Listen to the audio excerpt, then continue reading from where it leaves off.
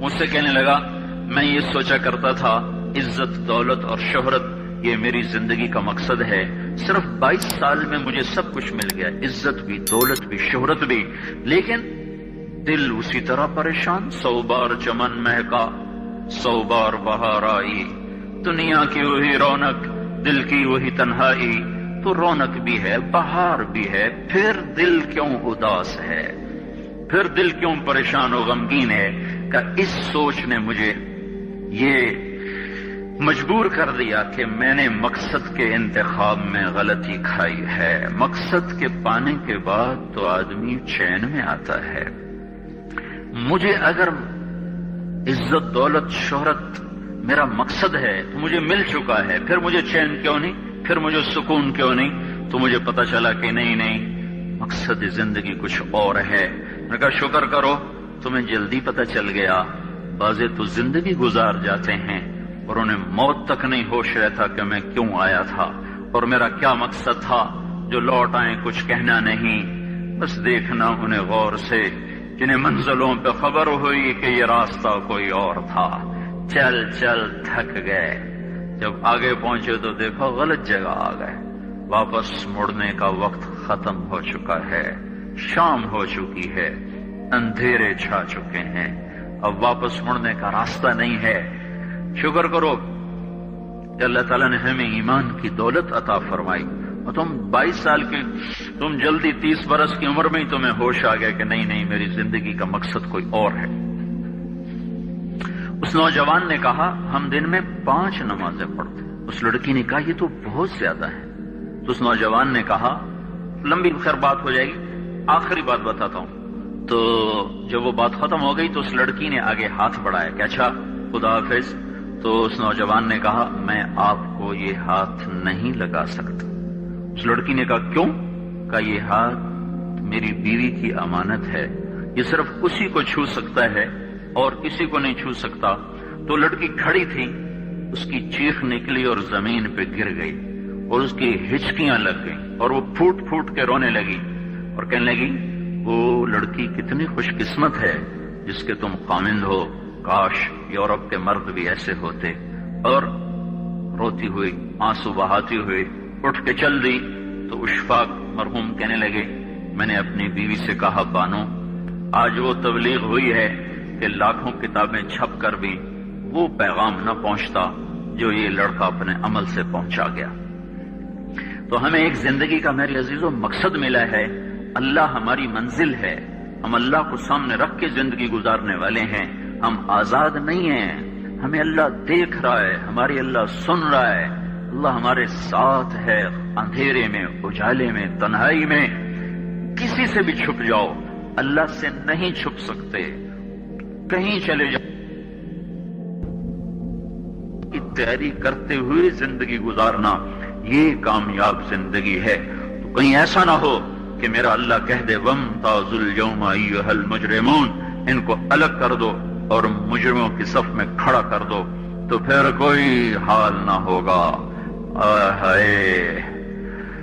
اللہ کے نبی نے کہا کتنی عورتیں ہوں گی جن کو سر کے بالوں سے فرشتے پکڑ کے گھسیٹ رہے ہوں گے اور وہ کہیں گی ہائے ہمیں بچا لو، ہائے ہمیں بچا لو۔ اور کتنے مرد ہوں گے جن کے جبڑوں میں ہاتھ ڈال کر فرشتے ان کو گھسیٹ رہے ہوں گے، وہ کہیں گے ہائے ہمیں بچا لو، ہائے ہمیں بچا لو۔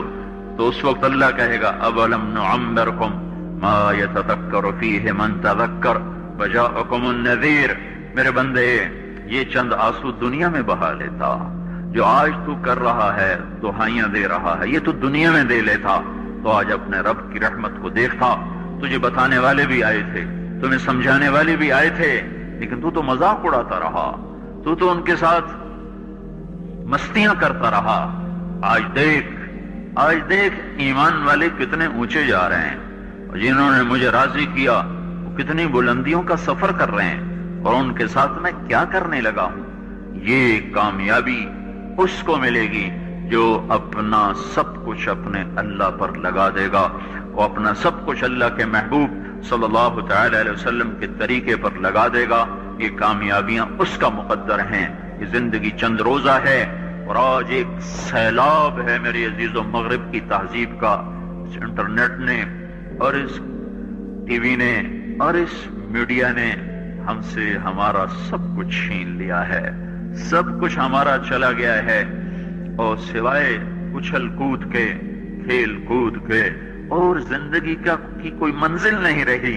میں آپ سب کے سامنے یہ درخواست کرتا ہوں کہ اپنی زندگی کی منزل طے کرو، پہلے یہ سوچو اور سمجھو کہ یہ صبح، یہ شام، یہ دن، یہ رات، یہ جو گزر رہے ہیں مجھے کہاں لے جا رہے ہیں، میرا سفر کدھر کا ہے، میں کہاں جا رہی ہوں، میری آخری منزل کیا ہے، اس کے مطابق اپنی زندگی کی ترتیب بناؤ۔ میرے آپ کے نبی نے فرمایا الکیس من دان نفسہ وعمل لما بعد الموت، سمجھدار وہ نہیں جو مشہور ہو جائے، جو عزت اور دولت کو اکٹھا کرے، سمجھدار وہ ہے جو اپنی آخرت کا سامان تیار کرے اور اپنی موت کی تیاری کرے۔ اس پر جو جم جائے گا وہ دنیا اور آخرت میں کامیاب ہے، جو اس سے ہٹ جائے گا وہ ہلاک و برباد ہے۔ فرعون جیسا ظالم بادشاہ جس نے بچے ذبح کر دیے، اس کے دربار میں اس کے بیٹی کی ایک خادمہ تھی، باندھی تھی، اس نے چپ کے کلمہ پڑھ لیا، وہ مسلمان ہو گئی، وہ ایمان لے آئی۔ ایمان ایسی دولت ہے جو چھپے نہیں چھپتا، وہ نظر آتا ہے، جہاں نظر آتا ہے وہاں روشنیاں پھیل جاتی۔ میں جب سے کالج چھوڑا میں کبھی ہوٹلوں میں نہیں گیا، یہ 5 اسٹار ہوٹل کا اس وقت ہم جایا کرتے تھے جب کوئی وہاں جانے کا نام نہیں لیا کرتا تھا۔ چھوٹی عمر میں لاہور چلے گئے، ماں باپ جیب میں پیسے ڈال دیتے تھے، وہ سمجھتے تھے پڑھ رہے ہیں، ہم کچھ اور کاموں میں ہوتے تھے۔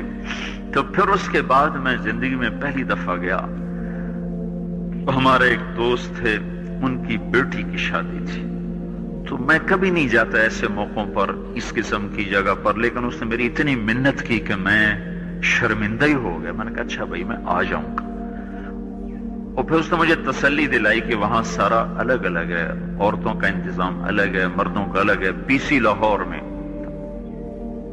تو میں نے کوئی 30-32 برس کے بعد اس ہوٹل میں قدم رکھا، ماضی کے دھندلکوں میں جھانکتے کتنی صبحیں کتنی شامیں وہاں گزری ہوئی تھیں غفلت کی۔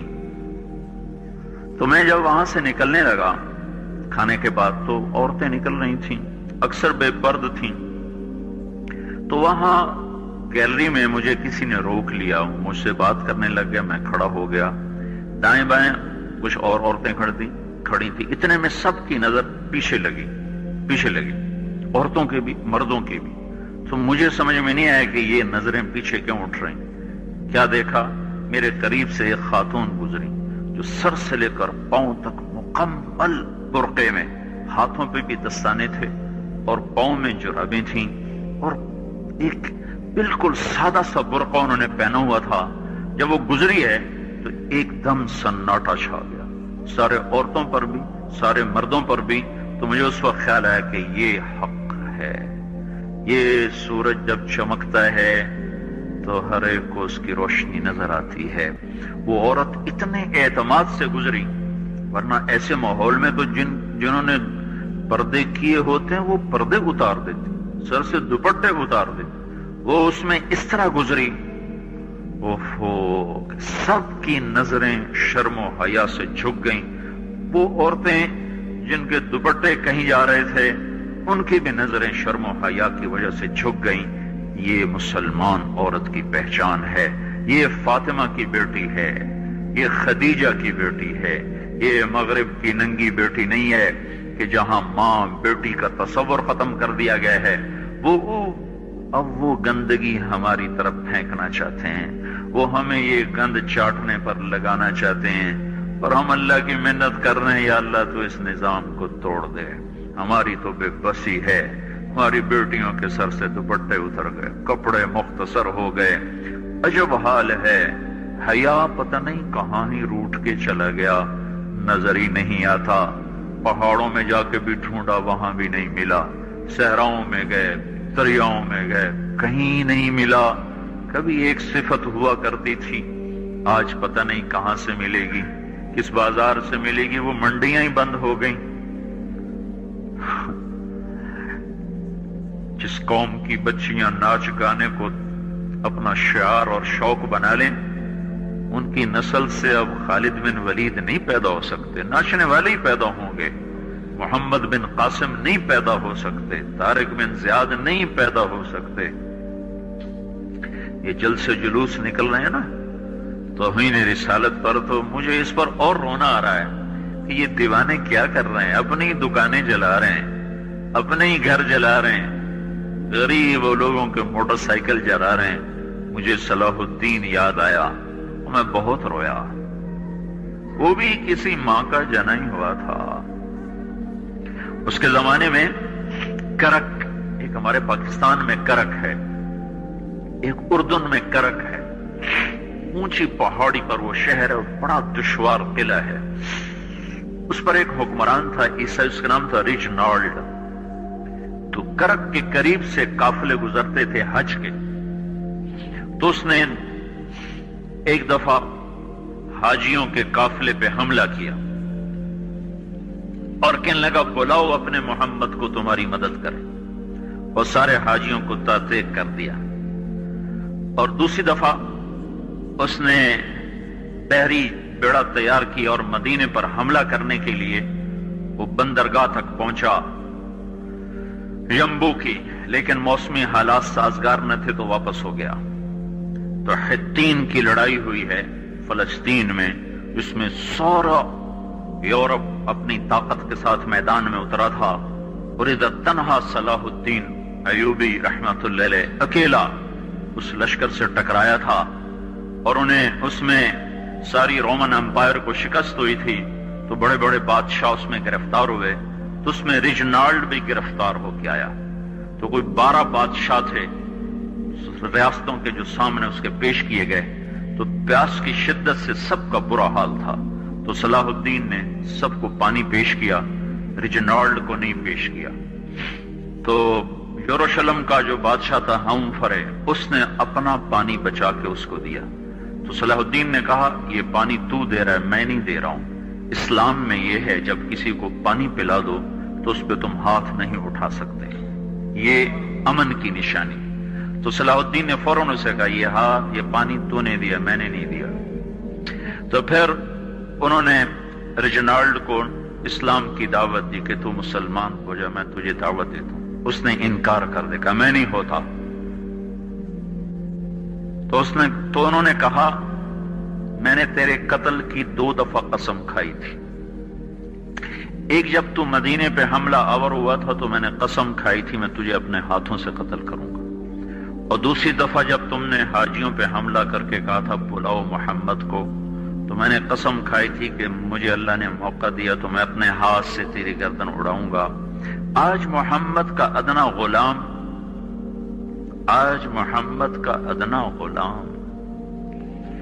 تیری اس بات پر یہ فریضہ ادا کرنے کے لیے آ رہا ہے، اور اپنی تلوار سے اس کی گردن اڑائی، وہ پیچھے لٹک گئی، پوری نہیں اڑی، پیچھے لٹک گئی، خوفناک منظر بن گیا۔ تو سارے بادشاہوں پہ کب کبھی طاری ہو گئی۔ تو صلاح الدین فرمانے لگے ہمارے مذہب میں یہ نہیں ہے، بادشاہوں کے ساتھ ہم بادشاہوں جیسا ہی سلوک کرتے ہیں، پر یہ حدود سے آگے چلا گیا تھا۔ اب مجھے یہ قصہ بھولا ہوا تھا، مجھے انہی حادثوں میں، انہی ہنگاموں میں وہ یاد آیا، تو بات تنہائیوں میں بیٹھ کے بے بسی کے آنسو بہ جاتے ہیں، اور اس کے سوا کوئی چارہ نہیں ہے۔ ہماری ساری نسل موسیقی میں ڈوب چکی ہے، جو بدن سرتال پہ تھرکتے ہوں، جو بدن موسیقی کے اوپر ہلتے ہوں، رقص میں آتے ہوں، ان پہ کانٹے ہی اگیں گے، ان پہ صلاح الدین کا پھول نہیں اگ سکتا، ان میں محمد بن قاسم کے پھول نہیں اگ سکتے۔ بانجھ ہو گئی ہے ہماری نسل، اور یہ یورپ کا سحر ہے جو چل گیا ہے، ہماری بے بسی ہے، ہماری بے بسی ہے۔ میں تو بس منت ہی کروں گا، اپنے آپ کو پہچانو، اپنی ہستی حیثیت کو پہچانو، اپنی نسبت بدلو۔ تمہاری نسبت یورپ کے ساتھ ہو کے اگر موت آئی بے قیمت ہو جائیں گے، اگر مدینے والے کی نسبت مل گئی تو حضرت فاطمہ کے دائیں بائیں تمہیں بھی کھڑا کر دیا جائے گا، حضرت خدیجہ کے دائیں بائیں تمہیں بھی کھڑا کر دیا جائے گا۔ یہ چند دن ہیں صبر کر لو، گھٹ گھٹ کے مر جانا ہی بیٹیوں کی روایت ہے۔ مشرق کی بیٹی، اس نے گھٹ گھٹ کے مرنا ہی سیکھا ہے۔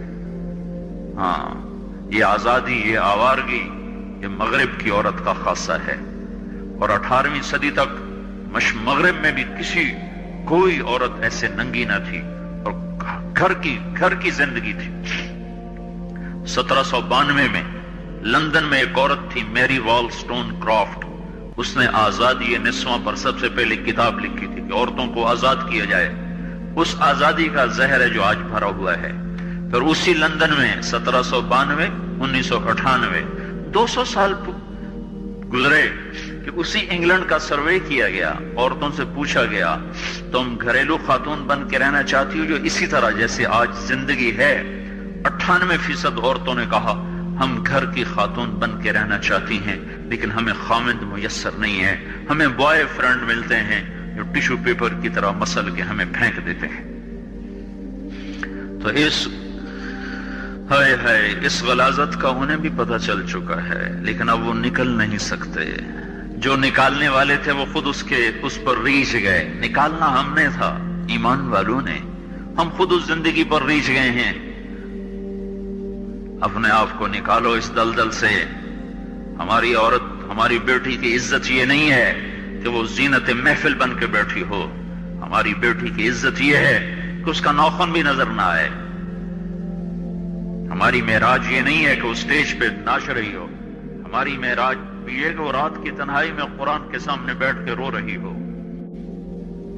جیسے میں اپنے اندر سے روٹی کی طلب کو نہیں نکال سکتا، پانی کی طلب کو نہیں نکال سکتا، ایسے ہی میرے بھائیو دنیا میں کوئی انسان ایسا نہیں ہے جو اپنے اندر سے اللہ کی طلب کو نکال دے۔ جیسے بھوکے کو روٹی نہیں ملتی، اسے نہ بیوی اچھی لگتی ہے، نہ بچے اچھے لگتے ہیں، نہ کلینک اچھا لگتا ہے، نہ اسے اپنا تخت اچھا لگتا ہے، نہ اسے اپنا گھر اچھا لگتا ہے۔ جب تک کھانا نہ ملے، پانی نہ ملے، وہ بے قرار، بے چین، اور اس کی بے قراریاں نہ کوئی پیسہ دور کر سکتا ہے، نہ بیوی دور کر سکتی، نہ بچے، نہ حکومت۔ بھوکا ہے، روٹی سے ہی یہ پریشانی دور ہوگی، پیاسا ہے، پانی سے ہی یہ بے قراری دور ہوگی۔ ایسی میرے بھائیو، میرے اللہ کی قسم، اللہ نے ہماری روح کے اندر اپنی طلب کو ڈال دیا ہے۔ جب تک اللہ نہیں ملے گا یہ بھوکے کی طرح تڑپتا رہے گا، پیاسے کی طرح یہ بے قرار رہے گا، یہ مچھلی پانی کے بغیر جیسے تڑپتی ہے، ایسے ہی جو انسان، جو مرد عورت اللہ تک نہیں پہنچ پاتا اور اللہ کو اپنا نہیں بنا پاتا، وہ اسی طرح بے قرار، بے چین رہتا ہے۔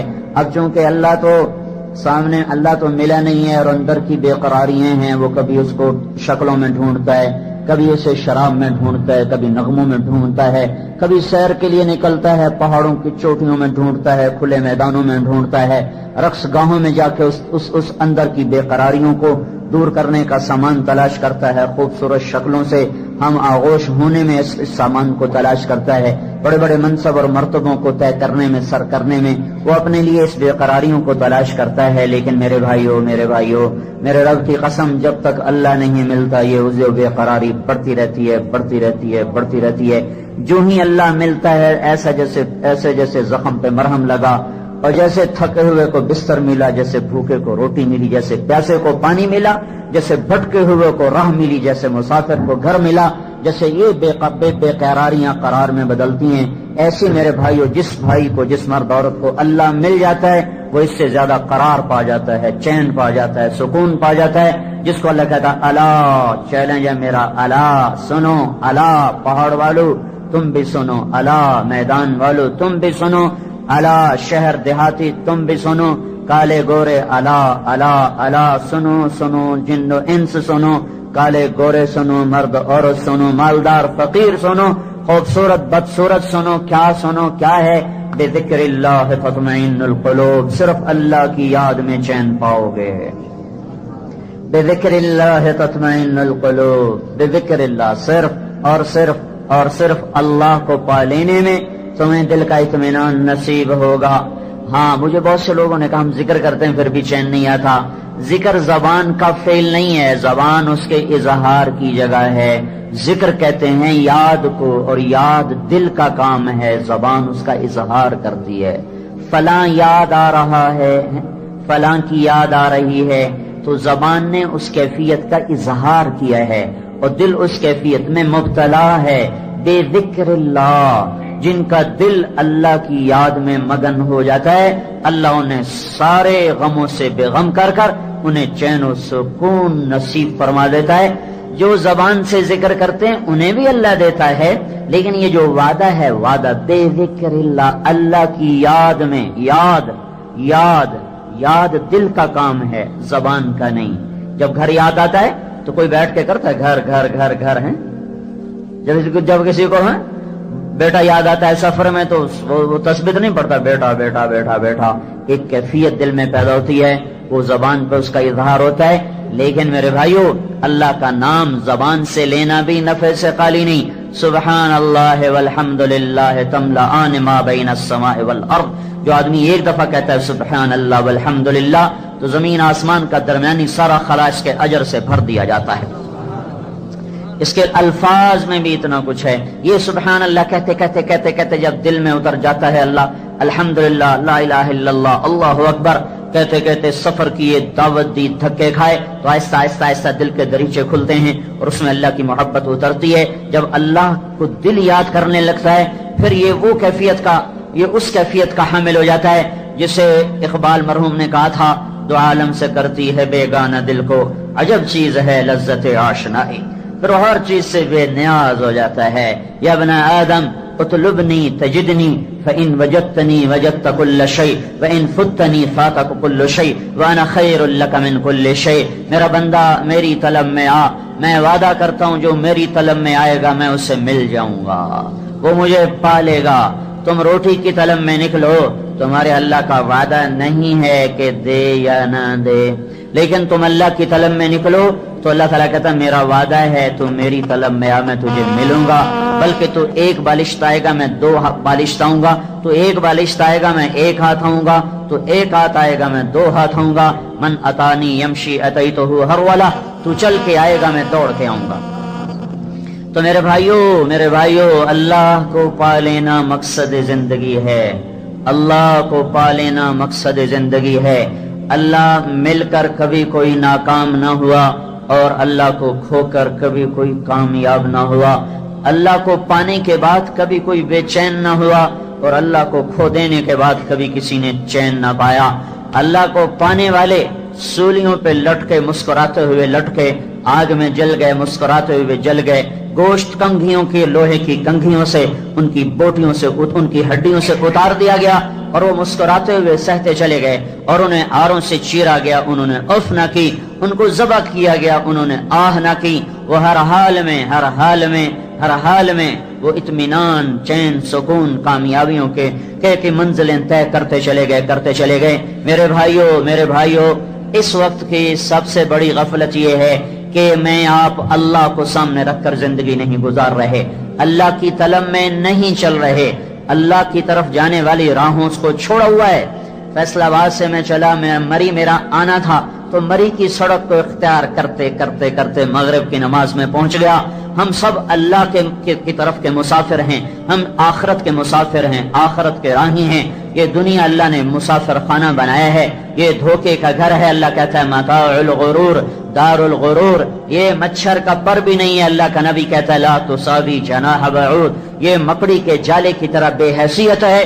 بیت العنکبوت، یہ ریت کے پانی کی طرح ہے. کسراب بقیعۃ یحسبہ الظمآن ماء، جس سے سڑک پر پانی نظر آتا ہے، وہ پانی آگے گیا وہ دور ہو گیا، وہ پانی آگے گیا وہ دور ہو گیا.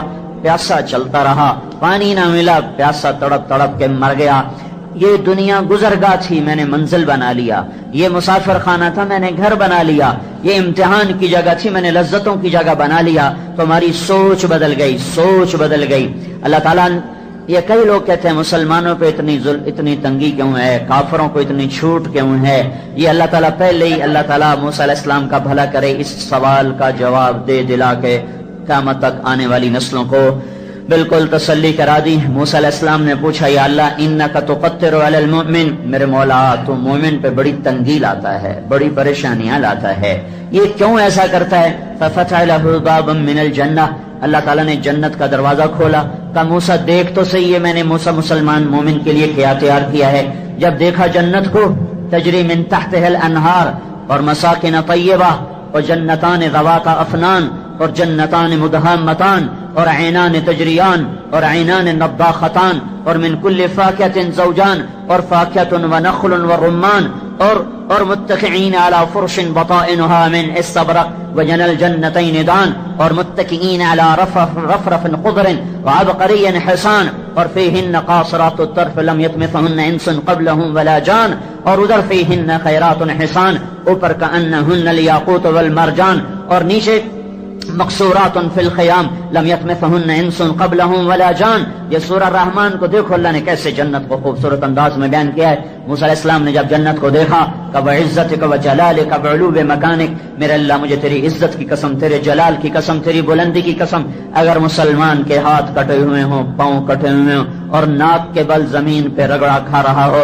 کوئی اس کو کھلانے والا نہ ہو، پلانے والا نہ ہو، پیشاب صاف کرنے والا نہ ہو، اور وہ اس طرح تڑپ تڑپ کے، اور اسی طرح وہ بے قراریوں میں اور مشکلات میں، کوئی زندگی ہے ہاتھ بھی کٹے ہوں، پاؤں بھی کٹے ہوں، کوئی زندگی ہے ایک پل بھی مشکل، اور موسیٰ علیہ السلام کہہ رہے ہیں یا اللہ لو کان اقتل یدین والرجلین، ہاتھ بھی کٹے ہوں، پاؤں بھی کٹے ہوں، اور ناک کے بل مکبن علی وجہہ، اور وہ مٹی میں اس کا منہ ملا ہوا ہو، اور کوئی اس کا پرسان حال نہ ہو، اور انہی مشقتوں میں قیامت تک زندگی گزارے، 50 سال نہیں، 60 سال نہیں، 100 سال نہیں، موسیٰ علیہ السلام کو گئے ہوئے، آج سے موسیٰ علیہ السلام کو گئے ہوئے 3500 سال ہو چکے ہیں، تو وہ کہہ رہے ہیں موسیٰ علیہ السلام کے قیامت تک ایسے زندگی گزارے، اور مر کے یہاں چلا جائے جو میں نے دیکھا ہے، تو میرے مولا لم یر شرن قط، مجھے تیری عزت کی قسم اس نے کوئی غم نہیں دیکھا۔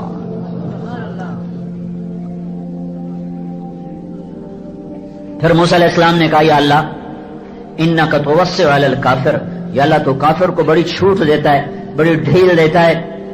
ففتح له بابا من النار، اللہ نے آگ کا دروازہ کھولا، آگ کا دروازہ کھولا، اور موسیٰ علیہ السلام نے دیکھا انہا لظا نزاعۃ للشوا، بھڑکتی ہوئی آگ، کھال کو کھینچنے والی آگ، حمالۃ، اور وہ کیا ہے جو انہا علیہم مؤصدہ فی عمد ممددہ، تہ بتیل بنی ہوئی آگ، ستونوں میں پھنسی ہوئی آگ، سلاسل و اغلالا و سعیرا، بھڑکتی ہوئی آگ، زنجیریں اور بیڑیاں، ہتھکڑیاں اور گلے کے توق، اور ترمی بشرر کالقصر کانہ جمالات صفر، ایک ایک انگارہ نہیں، ایک ایک اس کی اڑنے والی چنگاری اتنی بڑی جیسے بڑے بڑے محل ہوں۔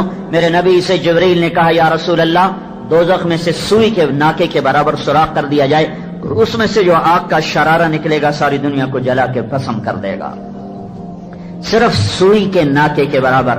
ایک لوٹا پانی 7 سمندر میں ڈال دیا جائے، دوزخ کے پانی کا ایک لوٹا 7 سمندر میں ڈال دیا جائے، 7 سمندر ابلنے لگ جائیں گے، کھولنے لگ جائیں گے، اس میں جو لوہا پگھل رہا ہے، جو سیسا پگھل رہا ہے، وہ ایسے ڈالا جائے گا، بڑے بڑے وہ پیالوں میں ڈالا جائے گا، حوضوں میں ڈالا جائے گا، بڑے بڑے وہ جگہوں میں ڈالا جائے گا، پھر لٹایا جائے گا جہنمی کو، گانا سننے والا وہ سارا کھولتا ہوا سیسا لوہا اس کے کان میں ڈالا جائے گا، اس کے کانوں میں ادھر سے بھی ڈالا جائے گا، کان میں تیلی مارو نا تو درد ہوتا ہے، ایک چھوٹا سا تیلا کان میں مارو تو درد ہوتا ہے، جس کے کانوں میں جہنم کی آگ کا پگھلا ہوا سیسا ڈال دیا جائے گا، وہ کہاں جائے گا، وہ کیا کرے گا، گانا نہ سننا تھوڑی سی مشقت کا کام ہے، اپنے کانوں کو روک لینا اس لذت سے تھوڑی سی مشقت کا کام ہے، اور سنتے سنتے مر جانا اتنے بڑے عذاب کا کام ہے، اتنی بڑی ہلاکت کا کام ہے۔